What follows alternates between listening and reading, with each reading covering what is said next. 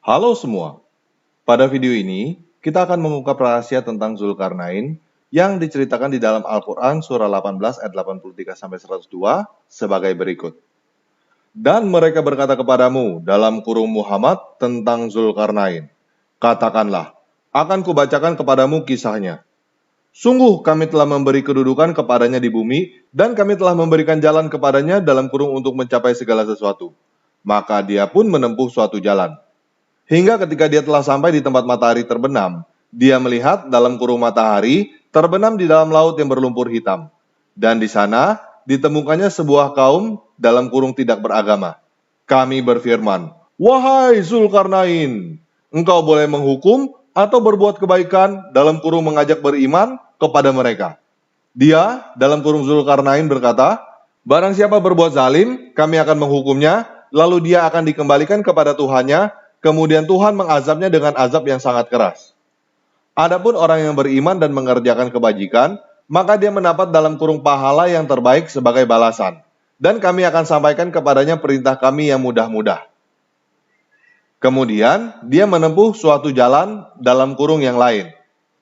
Hingga ketika dia sampai di tempat terbit matahari, dalam kurung sebelah timur, didapatinya dalam kurung matahari bersinar di atas suatu kaum yang tidak kami buatkan suatu pelindung bagi mereka dari dalam kurung cahaya matahari itu. Demikianlah, dan sesungguhnya kami mengetahui segala sesuatu yang ada padanya, dalam kurung Zulkarnain. Kemudian, dia menempuh suatu jalan dalam kurung yang lain. Hingga ketika dia sampai di antara dua gunung, didapatinya di belakang dalam kurung kedua gunung itu, suatu kaum yang hampir tidak memahami pembicaraan. Mereka berkata, "Wahai Zulkarnain, sungguh Yajud dan Majud itu dalam kurung makhluk yang berbuat kerusakan di bumi, maka bolehkah kami membayarmu imbalan agar engkau membuatkan dinding penghalang antara kami dan mereka?" Dia dalam kurung Zulkarnain berkata, "Apa yang telah dianugerahkan Tuhan kepadaku lebih baik dalam kurung daripada imbalanmu.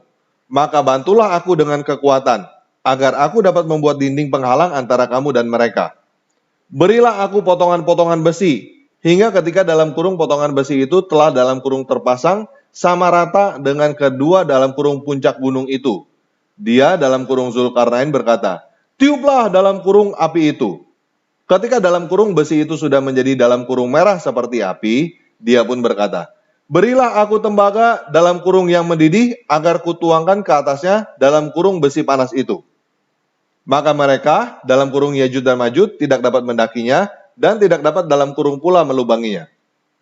Dia dalam kurung Zulkarnain berkata, "Dalam kurung dinding ini adalah rahmat dari Tuhanku. Maka apabila janji Tuhanku sudah datang, dia akan menghancur luluhkannya dan janji Tuhanku itu benar." Maka pada hari itu kami biarkan mereka dalam kurung Yajud dan Majud berbaur antara satu dengan yang lain. Dan apabila dalam kurung sangkakala ditiup dalam kurung lagi, akan kami kumpulkan mereka semua. Dan kami perlihatkan dalam kurung neraka jahanam dengan jelas pada hari itu kepada orang kafir. Dalam kurung yaitu orang yang mata, dalam kurung hatinya dalam keadaan tertutup, dalam kurung tidak mampu, dari memperhatikan tanda-tanda dalam kurung kebesaranku, dan mereka tidak sanggup mendengar. Maka apakah orang kafir menyangka bahwa mereka dalam kurung dapat mengambil hamba-hambaku menjadi penolong selain aku?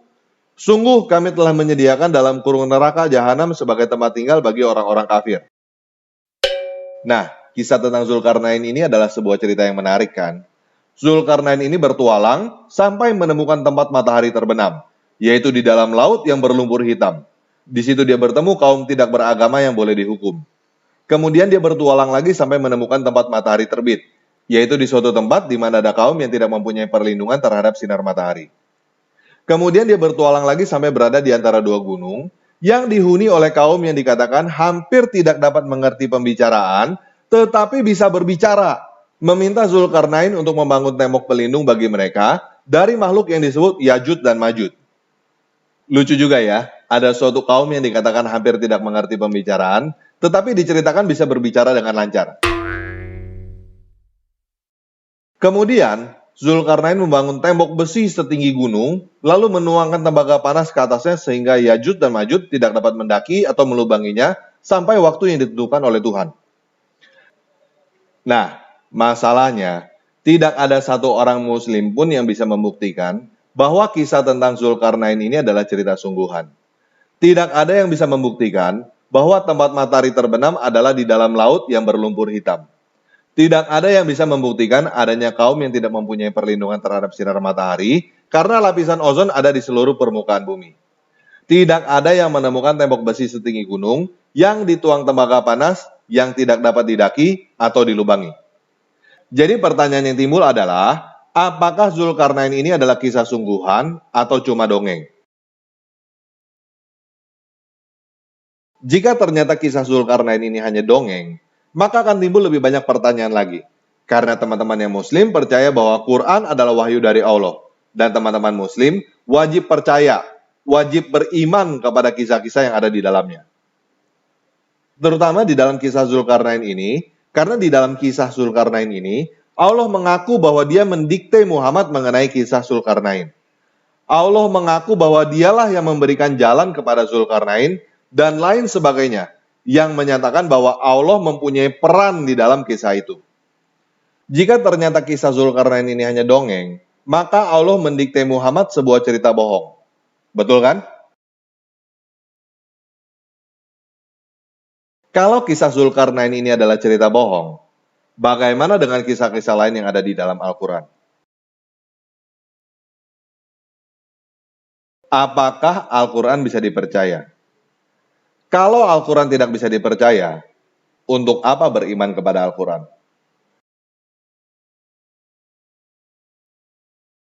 Betul kan? Oke, kita mulai aja ya.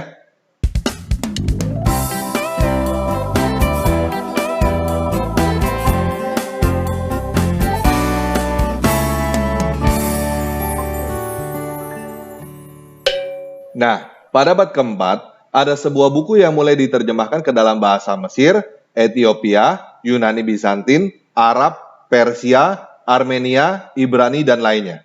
Buku ini disebut dengan Alexander Romance. Buku ini adalah buku yang berisikan cerita fiksi yang terinspirasi dari seorang tokoh sejarah yang bernama Alexander Agung. Alexander Agung lahir pada tahun 356 sebelum Masehi dan meninggal muda pada usia 32 tahun, yaitu pada tahun 323 sebelum Masehi. Alexander Agung adalah seorang raja pagan yang berasal dari Makedonia Yunani. Pada masa hidupnya, Alexander Agung menaklukkan kerajaan Mesir, Persia, dan bahkan sampai ke India. Alexander Agung meninggal pada usia 32 tahun di Babelonia, dan ada beberapa versi cerita mengenai kematiannya. Ada yang berkata bahwa dia mati karena sakit, dan ada yang berkata bahwa dia mati karena diracun. Setelah kematiannya, seluruh daerah yang ditaklukkan tidak diwariskan kepada keturunannya, dan kerajaannya terpecah menjadi 4 yang dikuasai oleh keempat jenderalnya. Nah, pencapaian Alexander Agung yang luar biasa dan cepat ini tentunya menghasilkan berbagai cerita yang berbeda. Seperti penyebab kematiannya, ada yang berkata karena sakit dan ada yang berkata karena diracun. Dan tentunya, orang-orang juga mulai mengarang berbagai cerita dongeng rakyat mengenai kehebatan Alexander Agung ini. Nah, dongeng rakyat inilah yang disebut dengan Alexander Romance. Jadi, Alexander Romance adalah cerita dongeng yang terinspirasi dari seorang tokoh sejarah yang bernama Alexander Agung, yang merupakan seorang raja pagan yang menyembah berbagai patung dewa-dewi. Nah, versi Suriah dari cerita Alexander Romance ini, bahasa Arabnya disebut Kisah Zulkarnain. Kisah Zulkarnain. Bahasa Persianya disebut Iskandar Namah, buku Iskandar. Nama Zulkarnain itu sendiri mempunyai arti manusia dengan 2 tanduk yang merupakan julukan Alexander Agung. Karena Alexander Agung mendandani diri sendiri dengan 2 tanduk sebagai pernyataan bahwa dia adalah anak dewa Amon ketika dia menaklukkan Mesir. Ini adalah koin kuno bergambar Alexander Agung dengan tanduk domba. Alexander Agung juga dikisahkan membuat benteng-benteng di pegunungan Kaukasus untuk menghalangi serangan orang barbar yang dikenal dengan sebutan Gog dan Magog. Kaukasus adalah sebuah kawasan di antara Laut Hitam dan Laut Kaspia. Khalifah Umar pada tahun 643 mengirim ekspedisi ke Derban untuk mencari tembok yang dikisahkan di dalam Al-Quran. Yaqut Al-Hamawi dan Ibn Kathir mencatat Salam ul Tarjuman memimpin ekspedisi Khalifah Al-Watik pada tahun 800-an untuk mencari tembok Zulkarnain di Derban. dan mereka menyatakan diri bahwa mereka menemukan tembok Zulkarnain. Khalifah Harun al-Rasyid juga menghabiskan waktu untuk hidup di Durban. Namun, tidak semua muslim sepakat bahwa tembok benteng yang ada di Durban adalah tembok Zulkarnain. Karena ternyata tembok benteng yang ada di Durban tidak sehebat seperti yang dikisahkan di dalam Al-Quran. Di dalam dongeng Alexander Romance inilah kita juga bisa menemukan kisah tentang Zulkarnain yang pergi ke tempat orang-orang yang menceburkan diri ke dalam laut ketika matahari terbit supaya tidak terbakar sinar matahari, dan kisah Zulkarnain yang pergi ke tempat matahari terbenam di dalam laut yang berlumpur hitam. Buat teman-teman yang penasaran, teman-teman yang mau mendengar cerita dongeng tentang Zulkarnain yang lebih lengkap daripada yang ada di dalam Al-Quran, teman-teman bisa beli bukunya di Amazon dengan kata kunci Alexander Romance. Oke? Nah, saya mau memberikan beberapa contoh kisah lain supaya teman-teman lebih paham genre buku Alexander Romance ini. Yang pertama adalah Santo Nicholas dari Myra. Dia adalah tokoh beneran yang hidup pada tahun 270 sampai 343 Masehi. Santo Nicholas adalah seorang uskup gereja ortodoks yang terkenal sangat dermawan. Pada abad ke-18, kisah tentang Santo Nicholas ini menginspirasi orang-orang untuk membuat dongeng Santa Claus. Sinterklas. Sinterklas adalah dongeng yang terinspirasi dari tokoh sejarah Santo Nicholas. Oke, paham ya? Yang kedua adalah Xuanzang. Dia adalah seorang tokoh beneran yang hidup pada tahun 602 sampai 664 Masehi. Dia adalah seorang biksu Buddha yang terkenal karena melakukan perjalanan ke India selama 17 tahun. Pada abad ke-16, Wu Cheng'en menulis dongeng yang berjudul Perjalanan ke Barat. Teman-teman tahu dong, dongeng Sun Gokong, Tong Samcong, dan Cupat Kai. Nah, dongeng Perjalanan ke Barat itu adalah dongeng yang kisahnya terinspirasi dari tokoh sejarah yang bernama Xuanzang. Di dalam kisah Xuanzang, yang beneran, gak ada ketemu siluman monyet, siluman babi, dan siluman-siluman lainnya. Tetapi, di kisah Perjalanan Barat ada. Kenapa di kisah Perjalanan ke Barat ada siluman-siluman? Karena kisah Perjalanan ke Barat adalah dongeng untuk anak-anak. Sama seperti dongeng Santa Claus. Begitu juga, Alexander Romance adalah dongeng untuk anak-anak yang terinspirasi dari tokoh beneran yang bernama Alexander Agung. Alexander Agung adalah tokoh beneran. Dia adalah seorang raja pagan, penyembah berhala, yang mempunyai daerah kekuasaan dari Eropa sampai ke India. Tetapi, dia tidak pergi ke laut yang berlumpur hitam tempat matahari terbenam. Dia tidak pergi ke tempat matahari terbit. Dan dia tidak membangun tembok dari besi dan tembaga yang setinggi gunung.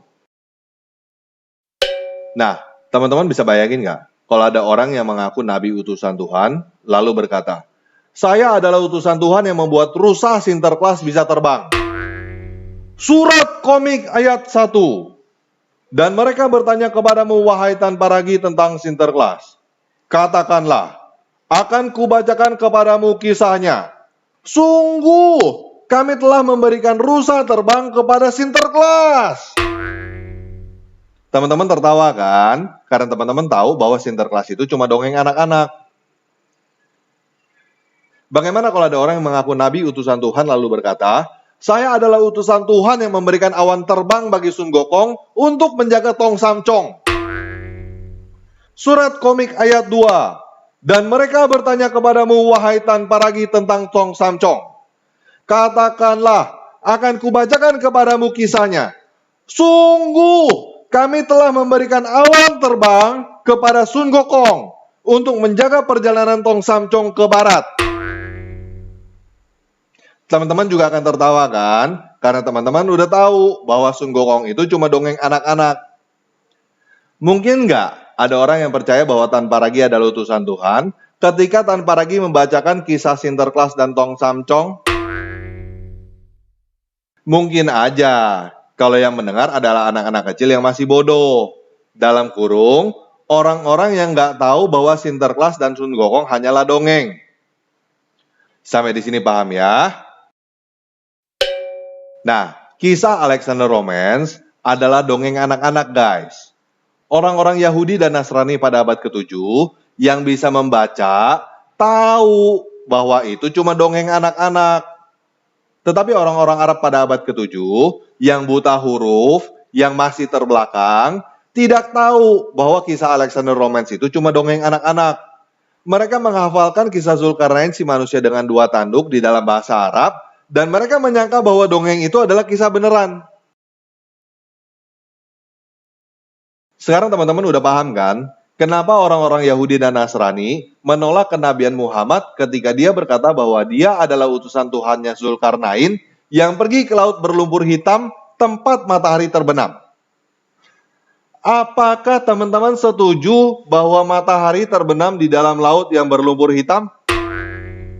Kalau teman-teman sudah tahu bahwa matahari tidak terbenam di dalam laut yang berlumpur hitam, kenapa teman-teman ngotot mencari berbagai alasan untuk beriman bahwa buku yang mengisahkan tentang Zulkarnain yang pergi ke laut berlumpur hitam tempat matahari terbenam sebagai buku suci yang turun ke debuk dari Tuhan? Sekarang ini adalah era keterbukaan informasi, guys.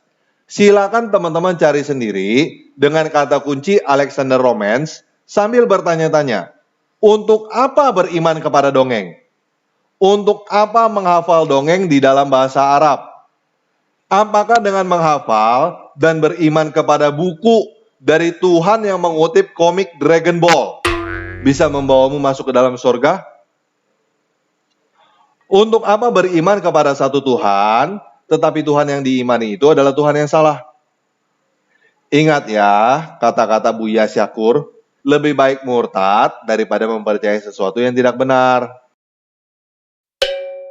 Nah, buat teman-teman yang merasa bahwa video ini bermanfaat, bagikan video ini ke sosmed dan kepada teman-teman yang lainnya, supaya mereka juga mendapatkan manfaat dari video ini. Oke, sekian video kali ini. Yesus Kristus penguasa kita memberkati.